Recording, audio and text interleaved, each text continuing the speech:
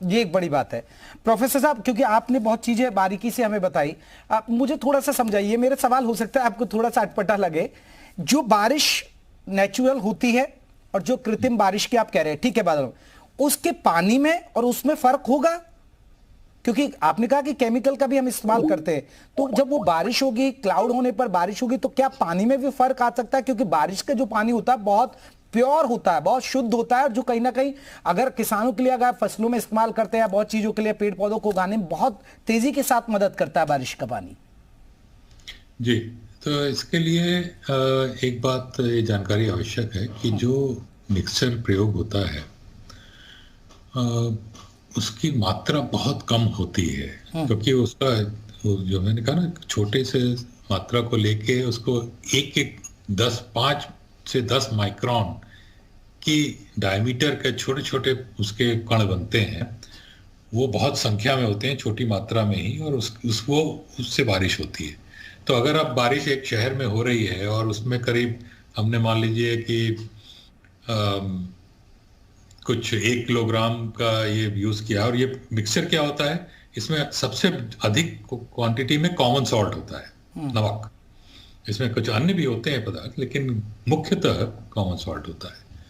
तो इसलिए जो कुछ इसमें अगर हानिकारक ऐसा भी है चीजें, उसकी मात्रा इतनी कम होगी कि वो उससे कहीं अधिक हानिकारक चीजें तो पहले ही जमीन में और हर जगह मौजूद हैं। तो इसके मुझे नहीं लगता कि इससे बहुत कोई विशेष नुकसान होगा। और तो पानी की क्वालिटी भी यदि आप देखें, हालांकि फिर ये यहाँ मैं जरूर कहूँगा कि आवश्यकता एक प्रॉपर स्टडी की जरूर है यहाँ पे, कि जब इस कृत्रिम बारिश से पानी बरसे उसके सैंपल लेके टेस्ट किए जाएं कि भाई इसमें, अभी तो हम अंदाजा लगा के बता रहे हैं, लेकिन टेस्ट करने के बाद निश्चित रूप से हमें पता चल पाएगा कि उसकी क्वालिटी क्या है। तो अगर हम कृत्रिम बारिश की बात करें सर, आपने भी कहा कि बहुत ज्यादा नुकसान नहीं होगा। हालांकि जैसे पीयूष जी ने कहा कि हो सकता है कि नुकसान है, पहले जांचने की बात है कि कितना है, और पर्यावरण पर भी कोई ज्यादा असर नहीं। लेकिन क्या भविष्य आप देख रहे हैं कृत्रिम बारिश का? क्योंकि अब आजकल आप देख रहे हैं कि वेदर को लेकर बहुत चीजें चेंजेस होती है। आप जाएंगे 1 किलोमीटर के दायरे में बारिश हो रही है, 1 किलोमीटर बाद बारिश नहीं हो रही है, बहुत जगह अब सूखे के जैसे हालात हो जाते हैं। तो वेदर बहुत चेंज हो रहा है, ये क्या भविष्य आप देखते हैं? जी, थोड़ा इसका फायदा तो दिख रहा है दो चीजों में मुख्यतः। एक तो ऐसी जगहों में जहां बादल आके चले जाते हैं बिना बरसे हुए, और उसकी वजह से एक प्रकार से बहुत अधिक सूखा पड़ जाता है। बुंदेलखंड एक उदाहरण है इसका। तो वहां पे इसका प्रयोग अगर किया जाए तो जरूर मुझे लगता है फायदा होगा। दूसरा, जो शहर हैं, बड़े बड़े शहर जहाँ की पोल्यूशन बहुत अधिक हो जाता है, विशेष रूप से अक्टूबर, नवंबर, दिसंबर, इन महीनों में, तो उस समय एक दो बार कृत्रिम बारिश वहाँ शहर में हो जाए तो वो जो पोल्यूशन है वो सेटल डाउन कर जाए, तो उससे राहत मिलेगी। तो ये दो मुख्य ये रूप दो से आपने फायदे बताए। लेकिन जल्दी से एक प्रोफेसर, एक साहब, एक चीज और, लेकिन ये महंगा महंगा है ना, ये तो सिस्टम बहुत महंगा हो जाएगा। बट जी, सिस्टम थोड़ा महंगा है अवश्य, क्योंकि इसके लिए देखिए एयरक्राफ्ट उड़ेगा, पूरा चक्कर लगाएगा, मिक्सर के अपनी कॉस्ट है, फायरिंग और सब अन्य चीज़ों के अपने खर्च तो होंगे। लेकिन अगर आप ये देखें कि यदि एक शहर में एक दिन का पोल्यूशन कम करने में आ, आ, अगर AQI लेवल 200 है तो उसको 100 तक आ जाता है, और उसमें मे भी 20-30 लाख रुपए खर्च होते हैं, तो शायद बहुत महंगा सौदा हाँ, नहीं ये है। एक बड़ी बात आपने कही है।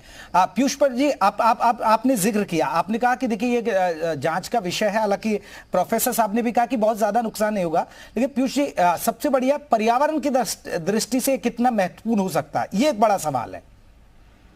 देखिए, मुझे लगता है कि कृषि के तुलना में अगर हम भारत के संदर्भ में देखें तो कृषि की तुलना में पर्यावरण को लेके, और जो है कि जो खासकर जो पोल्यूशन है उसको लेके इसकी ज्यादा उपयोगिता मुझे दिखाई दे रही है। हालांकि यहाँ पे भी जो है कि पर्यावरण का नुकसान, आपने ये बात कही थी, लेकिन अभी प्रोफेसर साहब कह रहे हैं कि पर्यावरण को चूंकि इतने माइक्रोन छोटे होते हैं और जो केमिकल डाला जाता है उसकी क्वांटिटी इतनी कम होती है कि वो उतना नुकसान करते नहीं है पर्यावरण को। तो अगर नहीं करते हैं नुकसान तो निश्चित रूप से स्वागत योग्य है, और इससे तो कम से कम जो पोल्यूशन की जो समस्या है उससे निपटा जा सकता है। लेकिन एक सवाल मेरा यहाँ पे है, और प्रोफेसर साहब शायद उस पर कुछ प्रकाश भी डालें, कि ज्यादातर देखिए जब पोल्यूटेड होता है एटमॉस्फेयर, तो जो जैसे कि उन्होंने कहा कि क्लाउड फॉर्मेशन होता है, तभी आप जो है कि आर्टिफिशियल रेनिंग कर सकते हैं। लेकिन पोल्यूशन वाले मामले में इतना ज्यादा जो है वो पोल्यूटेड रहता है पूरा एनवायरमेंट जो है, तो वहां पे जो है कि क्लाउड उस तरह से आपको जो फेवरेबल क्लाउड से वो मिल पाते हैं कि नहीं मिल पाते हैं, ये शायद इस तरह की कोई स्टडी हुई हो, या प्रोफेसर साहब ज्यादा जानते हो तो बता सकते हैं। ठीक है, लेकिन प्रोफेसर अगर साहब ऐसा बता पाएंगे संभव, जल्दी से ऐसा संभव, फिर हम चर्चा को खत्म कर रहे हैं।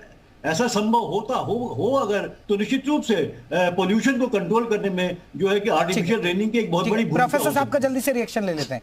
जी, बात इसका सरल उत्तर है, नवंबर के महीने में, अक्टूबर नवंबर के महीने में अक्सर क्लाउड होते हैं ऐसा कि जिसमें बारिश जितना उतना वेट तो नहीं होते, उतनी ज्यादा पानी की नहीं होती, लेकिन फिर भी होती है, तो इसलिए उनका प्रयोग किया जा सकता है। बिल्कुल। चलिए, बहुत बहुत शुक्रिया आप सभी मेहमानों का। जब चाहो बारिश कराओ, ये एक अच्छी बात है। अभी अध्ययन चल रहे, रिसर्च चल रहे, लेकिन कितना फायदेमंद होगा ये भविष्य के गर्त में छुपा है।